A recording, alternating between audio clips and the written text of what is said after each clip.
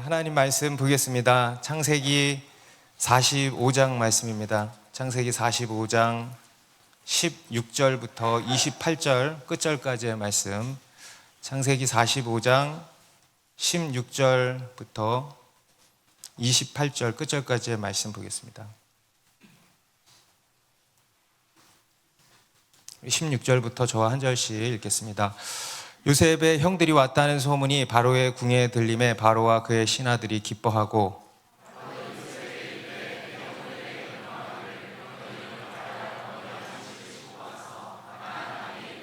너희 아버지와 너희 가족을 이끌고 내게로 오라. 내가 너희에게 애굽의 좋은 땅을 주리니 너희가 나라의 기름진 것을 먹으리라.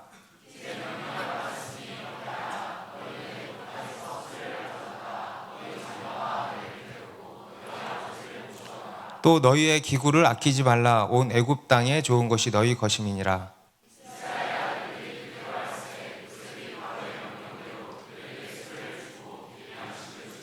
또 그들에게 다 각기 옷 한 벌씩을 주되 베냐민에게는 은 300과 옷 5벌을 주고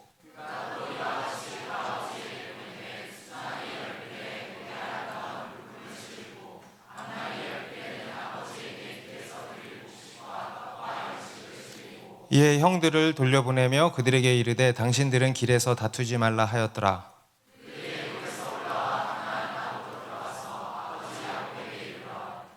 알리어 이르되 요셉이 지금까지 살아있어 애굽 땅 총리가 되었더이다. 야곱이 그들의 말을 믿지 못하여 어리둥절하더니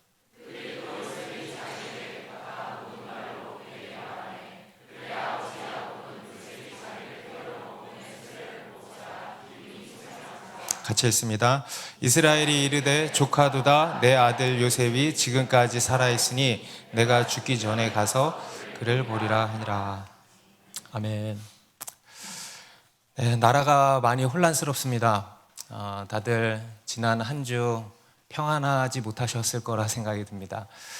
이게 무슨 일인지 어찌된 일인지 하면서 큰 혼돈과 걱정 속에서 우리가 한 주를 보냈던 것 같습니다. 저도 틈틈이 기도가 절로 나와서 이렇게 기도의 자리뿐만 아니라 오가면서도 틈틈이 기도를 하게 되었습니다. 다들 아시는 것처럼 우리나라는 6.25 전쟁 이후에 70여 년 동안 휴전 상태가 이어져 왔지만 사실 전쟁이 끝난 게 아니었죠. 끊임없는 전쟁이 이어져 왔습니다. 총 칼만 없었다 뿐이죠. 보이지 않는 이념 전쟁으로 우리나라는 여전히 몸살을 앓아왔습니다. 이런 가운데에서 우리 국민 모두가 그러한 소용돌이 속에서 신음하고 또 서로를 향해서 보이지 않는 총칼을 겨누고 사회가 점점 더 험악해져만 가고 삭막해져만 가는 것을 우리가 봅니다. 특히 지난 한 주는 더더욱 그랬습니다. 많은 사람들이 분노로 가득 차 있고 또 너무 날카롭고 예민해져 있는 것만 같습니다. 이런 상황 속에서 우리 그리스도인은 어떻게 문제를 바라보아야 하고 또 어떤 자세를 취해야 하며 무엇을 어떻게 해야 하는가. 저는 오늘 이 본문을 보면서 하나님께서 그에 대해서 또 한번 이렇게 말씀해 주시는구나라는 생각이 들었습니다. 오늘 이 본문의 이야기를 나누면서 주님이 우리 가운데 지금 이때 우리가 어떻게 해야 하는지 말씀하시는 그 음성을 듣게 되기를 바랍니다. 우리 앞에서 요셉은 변화된 형들의 모습을 보고 특히 이 유다의 진솔하고도 감동적인 말과 제안을 듣고 그동안 억제해왔던 정을 더 이상 참지 못하고 울음을 터뜨리게 되었습니다. 그리고 끝내 형들에게 자신의 신분, 자신의 정체를 밝히게 되었죠. 요셉을 알아본 형들은 그야말로 충격, 패닉 그 자체였습니다. 아무 말도 하지를 못했다 그랬죠. 그럴 수밖에 없었겠죠. 요셉은 그러한 형들을 도리어 안심시키고 또 위로해 주었습니다. 그렇게 요셉과 또 그의 형제들은 그런 눈물의 상봉을 하게 되었던 것입니다. 그리고 그 소식이 이제 바로의 궁전에까지 이제 들리게 되었던 건데요. 우리 16절의 말씀, 요셉의 형들이 왔다는 소문이 바로의 궁에 들림에 바로와 그의 신하들이 기뻐하고, 요셉의 형들이 왔다는 소식이 바로의 궁에 들리니까 바로와 그의 신하들이 어떻게 했다 그래요? 기뻐했다. 그래? 왔구나. 이게 아니라 기뻐했다. 그럼 바로는요, 요셉으로 인해서 대박이 난 사람입니다. 상상할 수 없는 부를 축적하게 되었고요. 또 애굽이라는 나라의 위상도 정말 한껏 높아지게 되었죠. 그리고 자신의 통치권도 더욱 확고히 자리를 잡게 되었습니다. 그에게 요셉은 그냥 넝쿨째 들어온 복덩어리다. 호박, 넝쿨째 들어온 호박이라 그러나요? 넝쿨째 들어온 복덩어리다, 이렇게 표현할 수 있겠습니다. 그런데 어느 날 그러한 요셉의 가족들이 애굽에 왔다는 소식이 들려온 것입니다. 그러니 이 바로가 얼마나 반가웠겠습니까? 그동안 이 요셉으로 인한 신세진 것을 그나마 좀 갚을 수 있겠다, 이런 생각도 들었을 거고요. 너무 반갑고 어떻게든 그들에게 호의를 베풀고자 했던 것입니다. 그리고 이 바로 왕뿐 아니라 신하들까지도 기뻐했다 그러죠. 왕은 당연히 기뻐할 법하죠. 그런데 신하들까지도 기뻐했다. 이것은 무슨 말입니까? 그만큼 요셉이 인생을 잘 살았다, 못 살았다? 잘 살았다. 여러분에게 좋은 일이 생겼을 때요, 사람들이 다 좋아해 주기를 바랍니다. 아멘. 여러분에게 힘든 일이 생기면 다 함께 눈물을 흘려주기를 바랍니다. 그리고 여러분에게 좋은 일이 생겼다 그러면 다 함께 기뻐해 주었으면 좋겠습니다. 여러분, 우리가 그런 인생 살면 얼마나 좋을까요? 그게 성공한 인생 아니겠습니까? 오늘 이 요셉은요, 애굽에서 총리로 있으면서 왕뿐만 아니라 그 아래에 있는 신하들에게도 신망이 두터웠다라는 것을 보여주는 것입니다. 바로 왕은 요셉의 형들이 왔다는 소식을 듣고 그들에게 찾아와서 상당한 호의를 베풀었습니다. 우리 17절, 18절, 19절에 보니까요, 바로가 그 요셉의 형제들에게 그러죠. 가서 너희 아버지와 가족을 이끌고 내게로 오라. 내가 너희에게 애굽에 좋은 땅을 주리니 너희가 나라에 기름진 것을 먹으리라. 가장 좋은 땅을 주겠다. 그리고 너희가 이 나라에 기름진 것을 먹게 될 거다, 이렇게 약속을 해주죠. 그리고 심지어 무엇까지 내어주냐면 수레까지 내어주는 거예요. 수레. 왕이나 그런 아주 높은 사람들만 타고 다니는 그런 거 아니겠습니까? 오늘날로 치면요, 리무진, 최고급 리무진, 대통령들, 국가 원수들이 타는 이런 것들을 여러 대 내어준 거라고 할 수 있겠습니다. 그러면서 너희의 아버지를 모셔오라고 한 겁니다. 엄청난 그 바로가 대우할 수 있는 최고의 국빈 대우를 해주었겠죠. 엄청난 호의를 이제 베풀고 있는 것입니다. 이것은 당연 요셉을 향한 바로의 호의였습니다. 그런데 더 근본적으로는요, 바로의 호의만이 아니라 이스라엘을 향한 하나님의 호의를 보여주는 것입니다. 이스라엘을 향한 바로 하나님의 마음을 보여주는 것입니다. 기근으로 허덕이던 이스라엘, 사망의 그늘에 앉아서 고통당하던 그들을 하나님께서 어떻게 구원하시는지를 보여주시는 겁니다. 단순히 목숨만 살려주시는 정도의 구원이 아니었습니다. 엄청난 호의, 엄청난 복을 지금 베풀고 계신다는 것입니다. 여러분, 이것이요, 우리를 향한 하나님 아버지의 마음입니다. 아멘입니까? 여러분, 이것이 우리 모두를 향한 하나님 아버지의 마음입니다. 여러분, 우리 하나님은 좋으신 분입니다. 우리에게 늘 좋은 것, 늘 최고의 것을 풍성하게 주고 싶어 하시는 게 우리 하나님이십니다. 마치 부모님이신 여러분, 자녀에게 여러분의 전부를 줄 수 있죠. 내가 가진 모든 것을 다 주고 싶은 게 부모의 마음 아니겠습니까? 그런 것처럼 우리 하나님 아버지께서는 인간 부모의 그런 마음과 비할 수 없을 만큼 우리에게 모든 좋은 것들을 풍성하게 주기를 원하시는 분이다. 그런 좋으신 분이라는 것입니다. 우리 마태복음 7장 11절의 말씀을 같이 읽습니다. 시작. 너희가 악한 자라도 좋은 것으로 자식에게 줄 알거든 하물며 하늘에 계신 너희 아버지께서 구하는 자에게 좋은 것으로 주시지 않겠느냐. 여러분, 우리 하나님은 어떤 하나님이시냐? 좋으신 하나님이시라는 거예요. 그래서 그냥 말로만 좋으신 게 아니라 좋으시면 뭐예요? 많이 주는 거죠. 그죠? 구하는 모든 자들에게 좋은 것을 주시는 하나님이시다. 믿으십니까? 그래서 어떻게 하래요? 그 하나님께 나아가서 구하라 하는 거예요.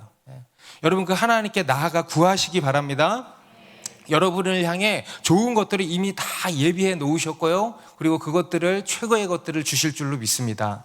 우리 빌립보서 4장 19절도 한번 읽어볼까요? 시작. 나의 하나님이 그리스도 예수 안에서 영광 가운데 그 풍성한 대로 너희 모든 쓸 것을 채우시리라. 네. 그리스도 예수 안에서 영광 가운데 뭐래요? 그 풍성한 대로. 우리 하나님은요, 풍성한 하나님이시라는 거예요.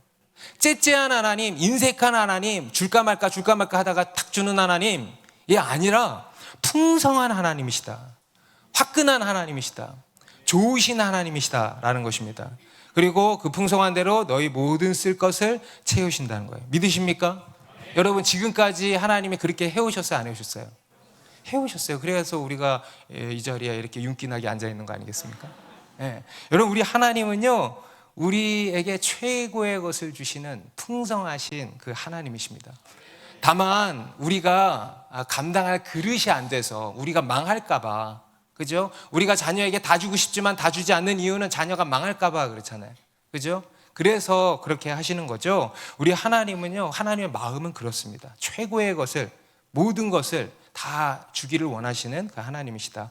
오늘 이 이스라엘을 향해 베푸시는 하나님의 호의도 그런 것입니다. 그들을 향해서 가장 좋은 것들을 예비하신 거죠.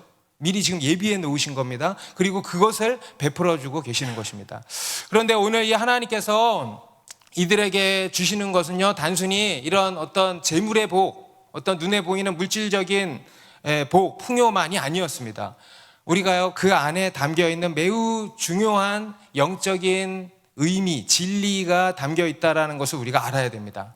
뒤에 21절 이하에 보면은요, 요셉이 바로의 명령을 따라서 형들에게 이것저것을 주고 또 특별한 선물을 이렇게 주고 있는데요. 우리 21절, 이스라엘의 아들들이 그대로 할세 요셉이 바로의 명령대로 그들에게 수레를 주고 길 양식을 주며 또 그들에게 다 각기 옷 한 벌씩을 주되 베냐민에게는 은 300과 옷 5벌을 주고 그가 또 이와 같이 그 아버지에게 보내되 수나기 열필에 애굽의 아름다운 물품을 실리고 암나기 열필에는 아버지에게 길에서 드릴 곡식과 떡과 양식을 실리고, 바로의 명령대로 이 요셉이 수레를 내어주고 또 길 양식을 주고 막 주었다는 거예요. 그리고 또 무엇을 주었다고 하냐면 22절에 뭐래요? 옷 한 벌씩을 줬다는 거예요. 우리 세번역 성경에는 보니까요, 이 옷이 헌 옷이 아니고 중고가 아니고 당연하죠, 새 옷이라고 분명하게 기록을 하고 있습니다. 새 옷을 한 벌씩 주었다라는 겁니다. 우리가 지금까지 살펴온 이 요셉의 이야기에서 아주 중요한 소재가 되는 것들이 두 가지가 있는데요. 첫 번째가 뭐냐면 꿈이에요, 꿈. 그렇죠? 여러분, 요셉의 이야기에서 가장 중요한 게 뭐였어요? 요셉의 이야기가 무엇으로 전개되고 있습니까? 꿈이에요, 꿈. 그래서 이 꿈은 그 이야기에 매우 중요한 역할을 해왔습니다. 그리고 또 한 가지 중요한 소재가 있으니 바로 옷이에요, 옷. 요셉의 이야기에서 이 옷은요, 매우 큰 의미와 상징성을 지니고 있었습니다. 실제로 보면 어릴 적 요셉은 무슨 옷을 입고 자랐죠? 채색 옷, 아버지가 지어준 채색 옷을 입었습니다. 아버지의 사랑을 한 몸에 받았다라는 것을 보여주죠. 그런데 아이러니하게도 그 옷으로 인해서 이 요셉은 큰 재앙을 당하게 된 것입니다. 형들의 시기를 받게 되고요, 급기야 애굽의 노예로 팔려가게 된 것입니다. 여러분, 그렇게 애굽의 노예로 팔려가서 이제 이 요셉은 어떤 옷을 입게 되었습니까? 이제 종의 옷을 입게 되었던 것이고요. 그리고 심지어는 나중에는 죄수의 옷을 입어야 했던 것입니다. 그러다가 하나님의 때가 되어서 이제 이 죄수의 옷을 벗게 되었는데, 그리고 나서 놀랍게 무슨 옷을 입었어요? 총리의 옷을 입게 된 거였습니다. 그래서 이 요셉의 인생은 옷의 변천사다라고 이야기할 수가 있는 것이죠. 그런데 지금 이 요셉이요, 이 형들에게 뭘 나눠주고 있냐? 바로 그 새 옷을 나누어 주고 있다는 것입니다. 그들이 평생에 가질 수 없었던, 여러분, 이 요셉의 형들은요, 뭐에 한이 맺힌 사람이에요? 옷에 한이 맺힌 사람들이에요. 이 채색 옷에 한이 맺힌 사람들이었어요. 그런데요, 그들이 구경도 못 해본, 평생에 구경도 하지 못할 너무도 좋은 세마포 옷을 이렇게 선물로 받게 된 것입니다. 과거에 요셉만 입었던 그 옷이죠. 근데 이제는 요셉이 형들에게도 그 옷을 나누어 주었다라는 것입니다. 그런데 여기서 이 옷은 단순히 어떤 그런 좋은 옷의 의미만이 아니라는 것입니다. 여러분, 옷이 의미하는 게 무엇입니까? 네, 바로 신분이에요. 새로운 신분. 형들에게 새로운 신분, 새로운 정체성이 주어졌다라는 것입니다. 그들에게 새로운 삶, 새로운 인생이 주어졌다라는 것입니다. 여러분, 요셉의 형들은요, 죄인들입니다. 요셉을 죽인 죄인들입니다. 그런데 그들이 죄의 용서를 받고요, 이제 의인이 되었다라는 거예요. 과거의 모든 죄와 슬픔과 아픔이 끝나고 이제 과거의 것들은 다 지나가고 이제 새로운 인생을 살게 되었다라는 것을 의미합니다. 이전 것은 지나갔으니 보라 새 것이 되었도다 하는 그 새 옷을 입게 된 것입니다. 여러분, 이것이 하나님께서 우리에게 주시는 놀라운 호의이고 놀라운 복입니다. 아멘입니까? 여러분, 하나님께서 우리에게 주시는 최고의 선물, 최고의 복, 바로 허물의 사함을 받고 자신의 죄가 가려진 자는 복이 있도다 하셨던 바로 그 복입니다. 죄인이었던 우리들, 죄와 죽음과 온갖 저주 아래 놓여서 고통당하던 우리들에게 새 옷을 선물해 주셨다는 거예요. 여러분, 창세기 3장에도 보면요, 아담과 하와가 범죄하고 나서 자신들이 벌거벗은 것을 알고 그 수치를 가리려고 어떻게 했어요? 무화과 나무를 엮어서 옷을 해 입었어요. 그런데 여러분, 그게 일회용이었던 거죠.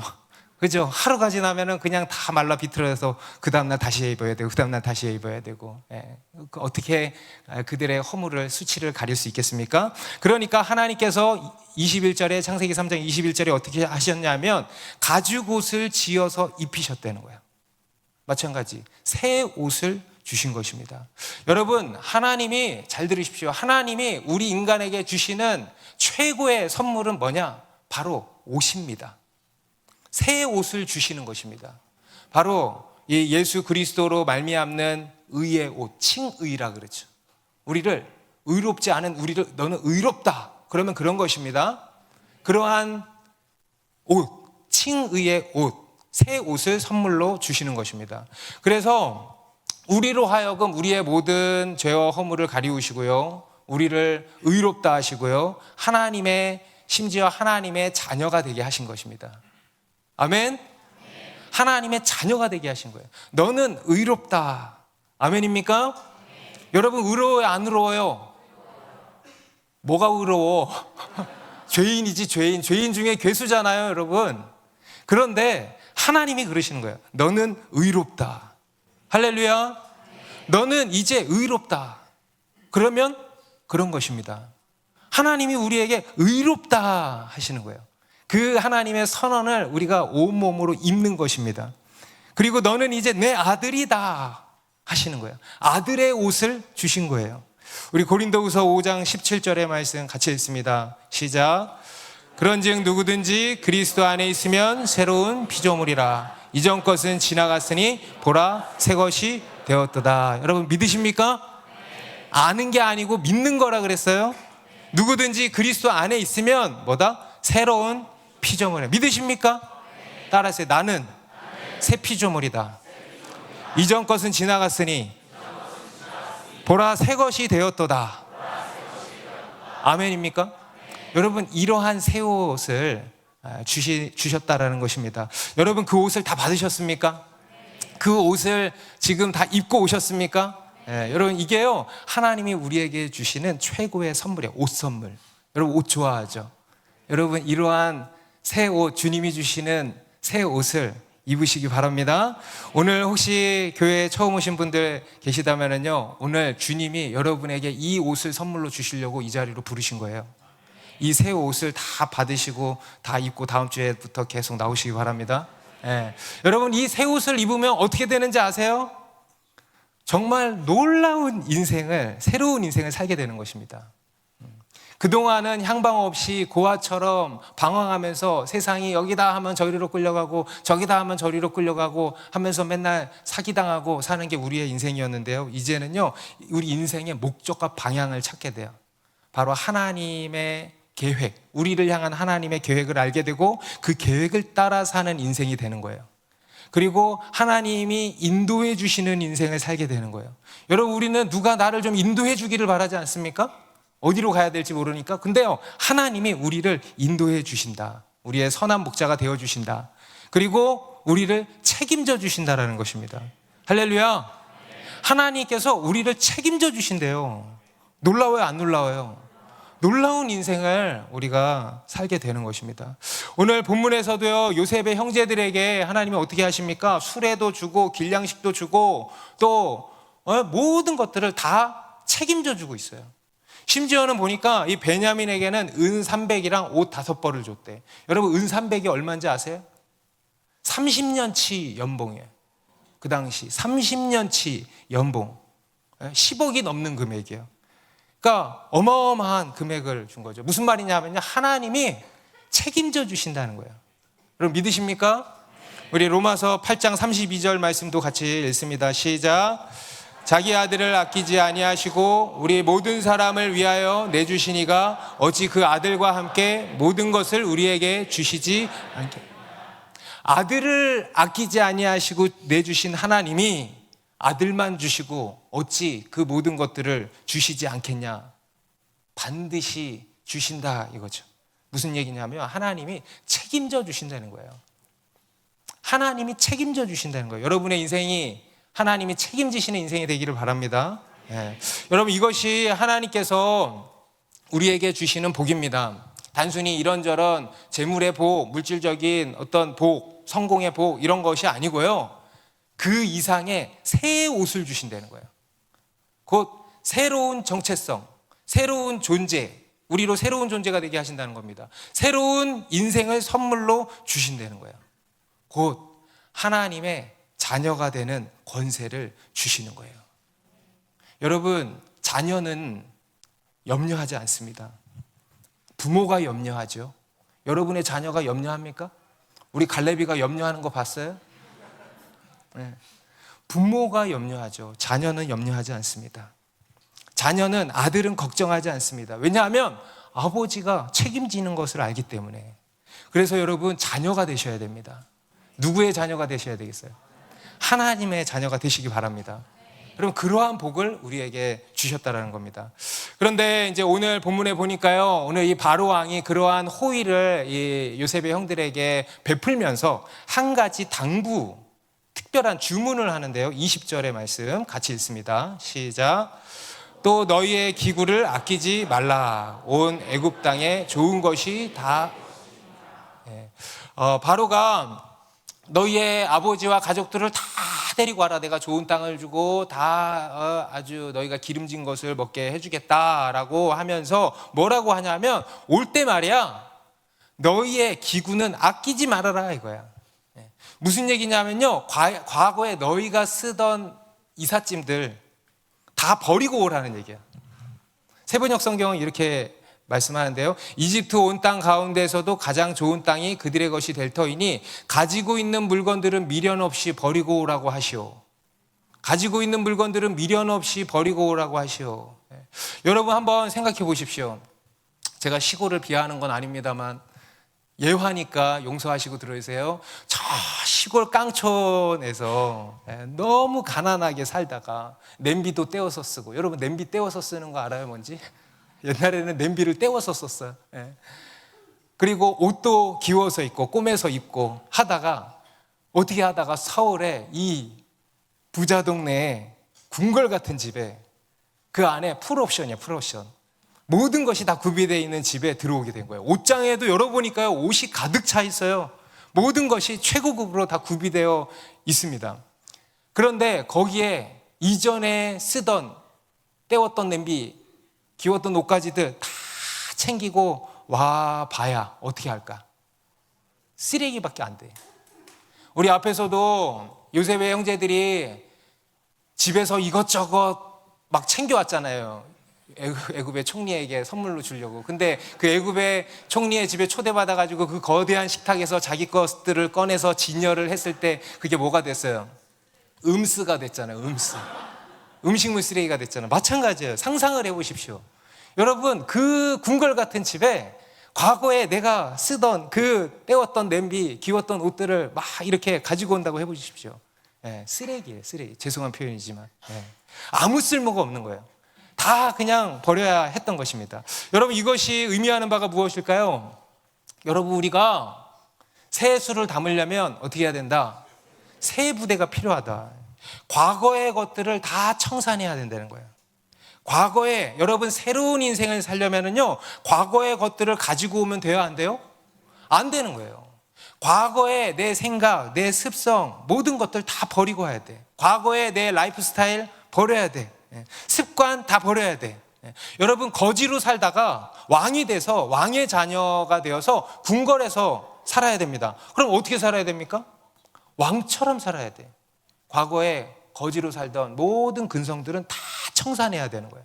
그리고 이제는 왕의 자녀로서 사는 법을 배우고 왕의 자녀로서의 라이프 스타일을 우리가 가져야 된다는 겁니다. 그래서 여러분, 아직도 미련을 버리지 못하고 가지고 있는 것이 있으십니까? 청산하라는 거예요. 아직도 내가 나 이것만큼은 정말 놓칠 수 없어 라고 하시는 분들이 있어요, 보면. 아직도 우리가 교회에 여기 이사 온 지 3년, 4년이 돼 가는데 아직도 내가 이거는 버리지 못해 라고 하면서 붙들고 있는 분들, 여러분 다 청산하시기 바랍니다. 여러분, 예수님께서요 분명하게 말씀하셨습니다. 두 주인을 섬길 수 없다 하셨어요. 하나님과 세상. 여러분, 우리 그리스도인의 로망이 그거 아닙니까? 우리 그리스도인의 로망이 이거예요. 하나님도 세상도 같이 잡고 싶다. 두 마리 토끼를 같이 잡고 싶다. 여러분, 두 마리 토끼를 같이 잡으려다가 어떻게 돼? 다 놓쳐버리는 거예요. 하나님과 세상, 하나님과 재물 겸하여서 섬길 수 없다고 분명하게 말씀하셨어요. 둘 중에 하나 선택해야 된다. 그래서 여러분, 선택하라는 거예요. 과거의 것을 청산하시기 바랍니다. 그게 뭐든지 물질적인 걸 수도 있고요, 사람일 수도 있어요. 또 어떤 내 습관일 수도 있고, 또 어떤 생각일 수 있습니다. 이제 우리가 올해가 이제 다 가고 있는데요, 여러분 올해로 끝내고 새롭게 맞이하면 좋겠습니다. 그래서 올해로 우리가 과거의 것들을 다 청산하는 거예요. 미련 없이. 왜냐? 그럴 때 하나님의 새 것이 우리 가운데 채워지는 것입니다. 우리가 과거의 것들을 청산할 때 하늘의 보화가 있을 거라고 예수님 말씀하셨어요. 그럴 때 하늘에 예비된 하나님께서 주시는 좋은 것들이 우리 가운데 채워질 줄로 믿습니다. 그리고 두 번째로 이제 또 한 가지 당부가 나오는데요. 앞에는 바로가 당부를 했잖아요. 이번에는 요셉이 그 형들에게 또 특별한 당부를 한 것입니다. 우리 24절의 말씀 같이 읽습니다.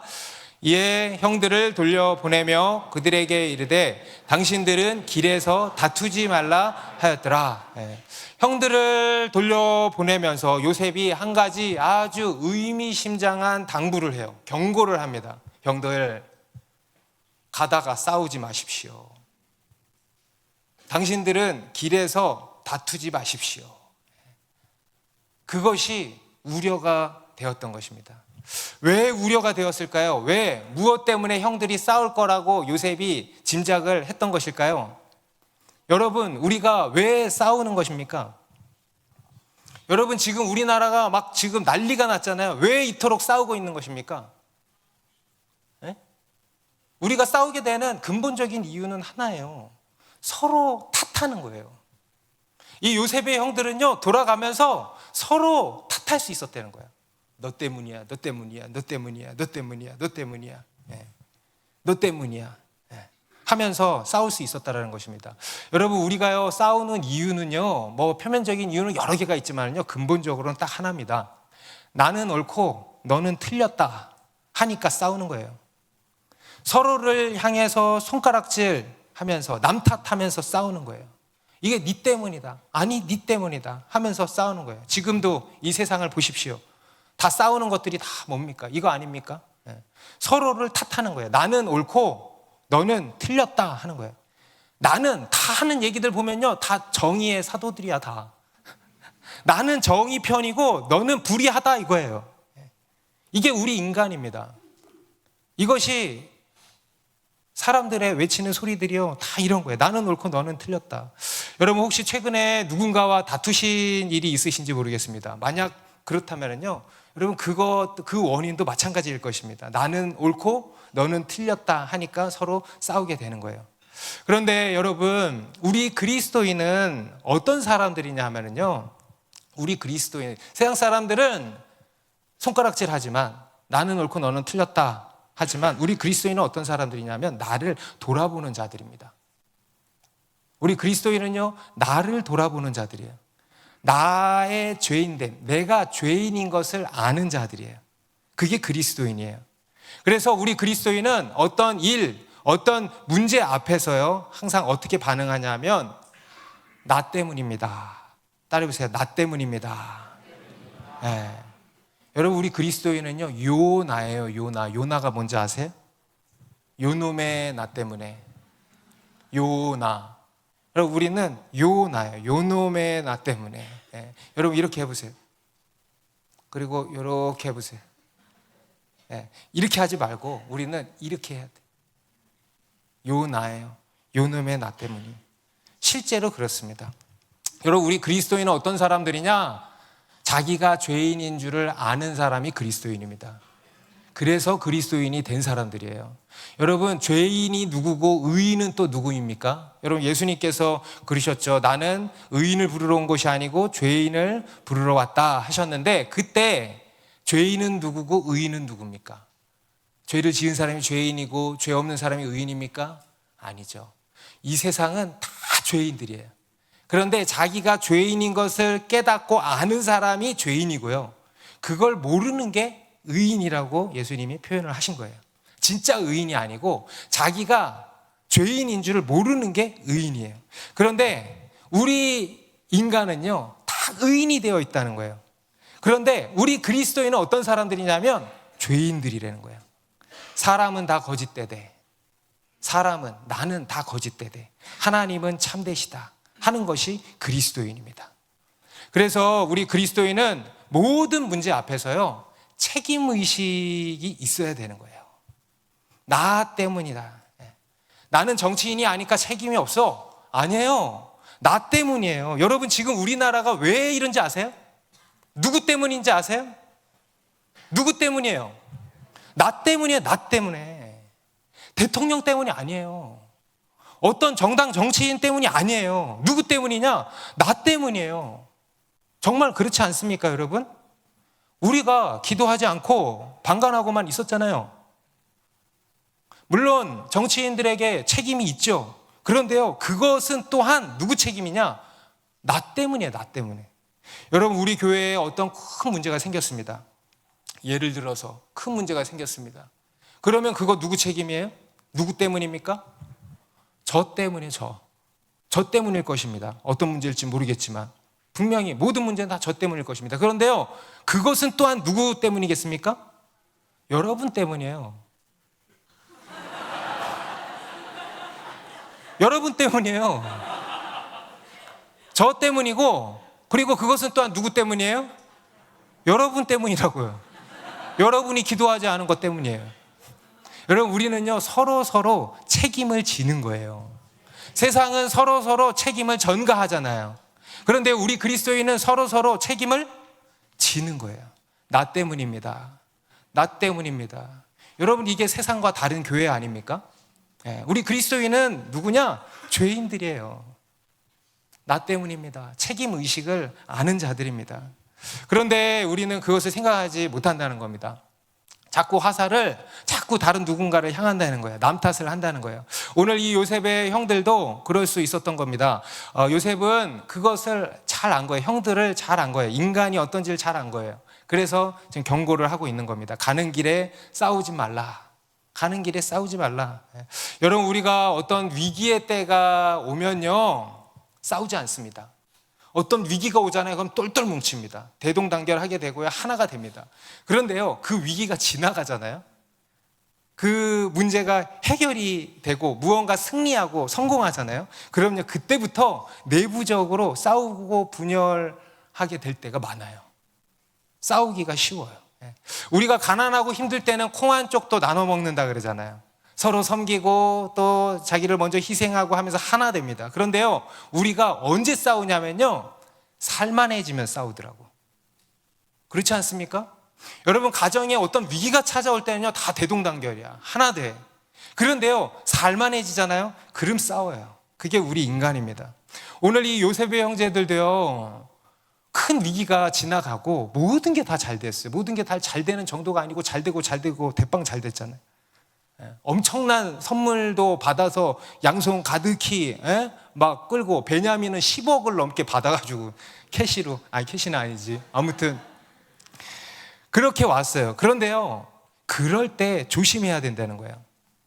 욕심, 인간의 이 욕심과 교만으로 인한 불화가 생길 수 있다는 겁니다. 요셉은 그것을 아주 잘 알았던 것입니다. 그리고 그것을 이제 경고하고 있는 거예요. 여러분, 지금이 얼마나 중요한 순간입니까? 요셉의 집안에 지금이 얼마나 중요한 순간입니까? 그런데요, 그런 중요한 순간에 까딱하다가 싸움이라도 나면 일을 다 그르칠 수가 있는 거예요. 또 한 번 형제의 난이 일어나면 모든 게 끝장이에요.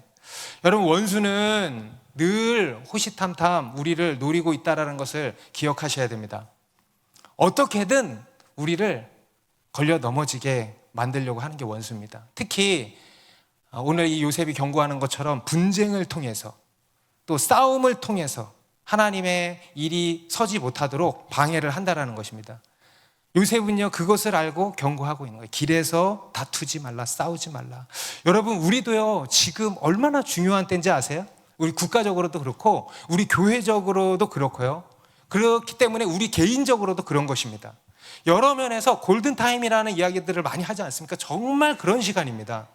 그런데 그런 가운데서 하나님께서 우리에게 말씀하시는 게 뭐냐면요, 길에서 다투지 말아라, 싸우지 말아라 하는 거예요. 마치 지난인가요? 우리 수요 예배 때 예수님께서 제자들에게 말씀하신 게 있죠. 서로 화목해라 그러셨잖아요. 우리 마가복음 9장 50절에 같이 읽습니다. 시작. 소금은 좋은 것이로되 만일 소금이 그 맛을 잃으면 무엇으로 이를 짜게 하리요? 너희 속에 소금을 두고 서로 화목하라 하시니라. 여러분, 여기서 소금은 무엇을 비유한 걸까요? 모르면 예수 그리스도, 할렐루야, 복음이에요, 복음. 구체적으로 정확히 이야기를 하자면 예수님의 가르침을 의미하는 거예요. 너희 속에 소금을 두라, 곧 너희 속에 말씀을 두라는 거예요. 우리 안에 말씀을 두라는 거예요. 그리고 그 말씀의 거울 앞에 늘 서라는 거예요. 말씀 앞에서 나를 돌아보라는 거예요. 말씀으로 다른 사람을 찌르지 말고 말씀 앞에서 나를 돌아보라는 거 아닙니까? 다른 사람 정죄 판단하는 게 아니고 나를 돌아보라는 거예요. 그러면 싸울 일이 있어요, 없어요? 있어요, 없어요? 없어요. 나를 돌아보면 싸울 일이 없는 거예요. 그래서 서로 화목하게 되는 것입니다. 그래서 여러분, 오늘 주님이 저희에게 말씀하시는 거예요. 싸우지 말아라. 싸우지 말아라. 여러분, 중요한 때 더더욱 우리가 주의해야 돼. 싸우지 말아라. 여러분, 이번 한 주 참 중요한 한 주가 될 것입니다. 여러분, 싸우지 마세요. 다투지 마십시오. 말씀 앞에서 나를 돌아보십시오. 이 모든 것이 누구 때문이다? 나 때문이라는, 나 때문에. 나 때문인 것을 인정하고 하나님 앞에 나아가 엎드리셔야 되는 겁니다. 그리고 더 나아가서 우리는 우리가 진짜 싸워야 할 싸움이 있다는 것을 알아야 됩니다. 그리고 그 진짜 싸워야 할 영적 싸움을 우리가 해야 한다는 겁니다. 여러분, 우리가 싸우게 되는 것은요, 지금 싸우지 말아야 될 것을 싸우는 거거든요. 쓸데없는 싸움을 하는 거거든요. 그 이유가 뭐냐면요, 우리가 진짜 싸워야 할 싸움이 뭔지를 몰라서 지금 쓸데없는 데다가 분풀이라는 거예요. 우리가 진짜 싸워야 할 대상, 우리가 진짜 분노를 뿜어내야 할 대상이 누군지를 모르니까, 그걸 못 보니까 엉뚱한 데다가 총질을 하고 있는 거예요. 엉뚱한 데다가 분노를 내뿜고 싸우는 것입니다. 여러분, 우리가 싸워야 할 대상은 뭐냐 하면요, 성경은 분명히 말씀합니다. 우리 에베소서 6장 12절의 말씀 같이 읽습니다. 시작. 우리의 씨름은 혈과 육을 상대하는 것이 아니요 통치자들과 권세들과 이 어둠의 세상 주관자들과 하늘에 있는 악의 영들을 상대함이라. 우리의 씨름은, 곧 우리의 싸움은 혈과 육을 상대하는 것이 아니요 곧 사람을 상대하는 게 아니라는 거예요. 사람이랑 싸우는 게 아니라는 거예요. 사람이랑 싸우지 말라는 거예요. 그럼 뭐냐? 통치자들과, 여기서 통치자들은 정치인들 얘기하는 게 아니죠. 통치자들과 권세들과 이 어둠의 세상자들과 주관자들과 하늘에 있는 악의 영들, 곧 사탄과 그의 졸개들, 귀신들, 이 타락한 영적 피조물들을 이야기하는 것입니다. 통치자들, 권세자들, 어둠의 세상 주관자들, 하늘에 있는 악의 영들, 보이지 않는 이런 사탄과 그의 졸개들의 세력이 있다는 거예요. 그리고 그것들이 이 세상을 이 지경으로 만들고 있다는 거예요. 정말 여러분 그런 것 같지 않습니까? 진짜 한번 여러분 보십시오. 이 세상이 지금 싸우고 막 돌아가는 것들을 한번 보십시오. 이게 단순히 어떤 사람들끼리 일어난 자연현상이라고 보이십니까? 단순히 어떤 사회적인 그런 현상입니까? 천만의 말씀이에요. 영적인 현상이에요. 아멘입니까? 여러분 이거는요 영적 현상이에요. 다시 말해서 영적인 치열한 전쟁 가운데 있다는 거예요. 여러분 이 싸움을 누가 알겠어요? 이 싸움을 누가 알고 누가 이 싸움을 하겠습니까? 불교 신자들이 하겠습니까? 누가 하겠습니까? 세상 사람들이 하겠습니까? 아니에요. 여러분 이 일은요 바로 우리 그리스도인들이 해야 하는 고유의 업무예요. 고유의 업무. 우리만 할 수 있는 고유의 일인 것입니다. 세상 사람들은요 아무것도 몰라요. 그래서 그냥 그것에 미혹되고 그냥 노란하고 있는 거예요. 그런데 우리 그리스도인은요 그것을 알고 깨어서 진짜 적을 구분하고 그것과 파이팅 해야 되는 거예요. 그것과 싸워야 되는 거예요.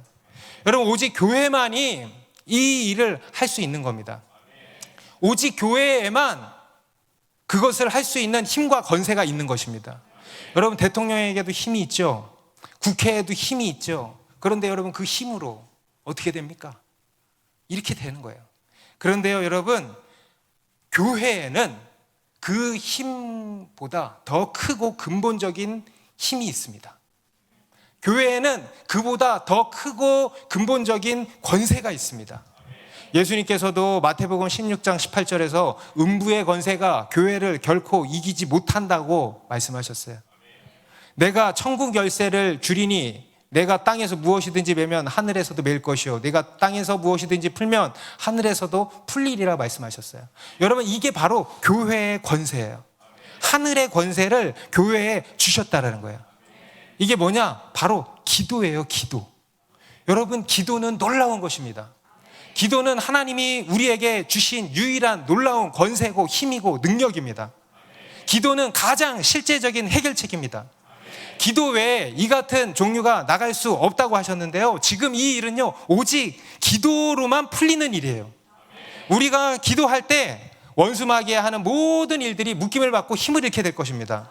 우리가 기도할 때 이 세상을 뒤덮고 있는 모든 어둠과 묶여있는 흉악의 결박이 다 풀려나가는 것입니다. 그래서요 여러분 우리는 이 위대한 기도를 하는 거예요. 기도하면 되는 거예요.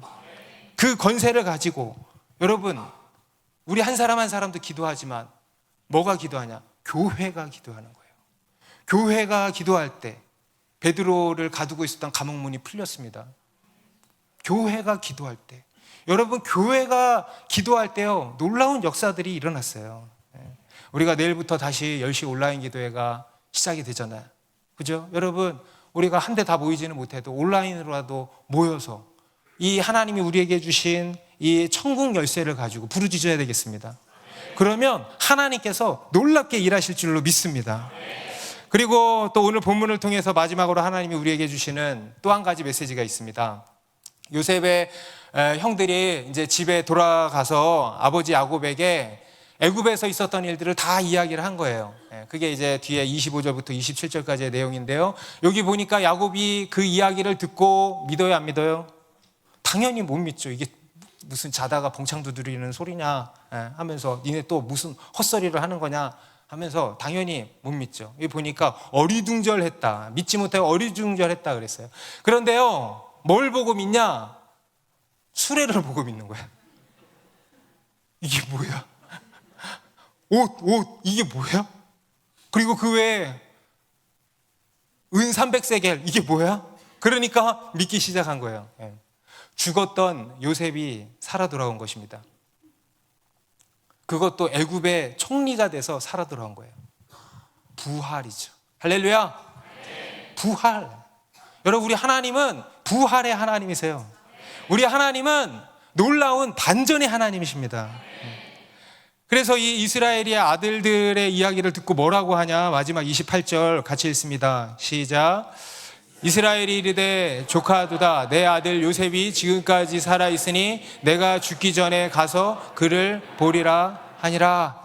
조카도다, 내 아들 요셉이 지금까지 살아있으니 내가 죽기 전에 가서 그를 보리라. 야곱은요, 그의 나이 108세에 요셉을 잃었습니다.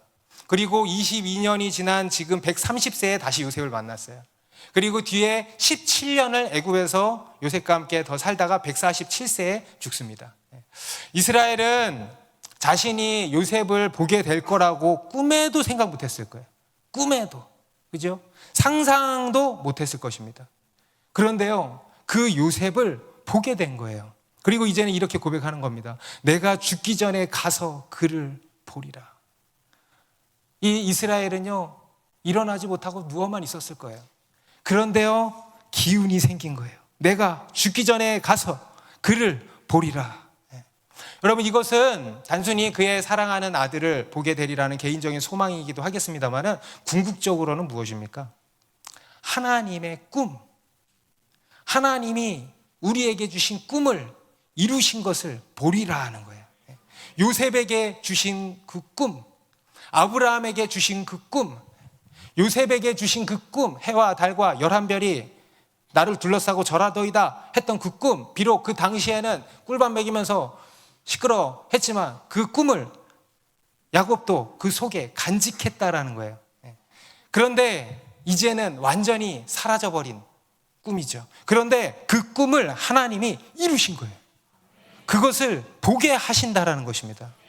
여러분, 하나님께서 우리에게 주신 꿈이 우리 눈앞에서 다 사라져버린 것 같지만, 칠흑 같은 어둠이지만, 여러분, 하나님께는 아직 끝나지 않았습니다. 하나님은 그것을 반드시 이루시는 전능하신 하나님이십니다. 없는 것을 있는 것으로 부르시고 죽은 자를 다시 살리시는 전능하신 부활의 하나님. 여러분, 우리 하나님의 꿈은요, 반드시 다시 살아 돌아오는 것입니다. 여러분, 우리나라를 향해서도 하나님께서 가지고 계시는 꿈이 있습니다. 하나님께서 갖고 계신 놀라운 계획들이 있습니다. 여러분, 우리가 볼 때는요, 모든 것이 끝나는 것 같지만은요, 절망적인 상황인 것 같지만은요, 이대로 나라가 망하는 것 같지만은요, 이것이 끝이 아니라는 거예요. 결국에는 하나님께서 뜻하신 바를 다 이루실 것입니다. 우리의 어떠함과 상관없이, 비록 우리가 이 요셉의 형들처럼 개판을 친다 할지라도 하나님은요, 그 모든 것을 합력하여서 결국은 선을 이루어 내고 마시는 그런 전능하신 하나님이십니다. 여러분, 그 소망의 하나님을 바라보십시다. 그 하나님 앞에 나아가 기도하십시다. 그 하나님께서요, 우리를 향한 당신의 꿈을 다시 살아 돌아오게 하실 것입니다.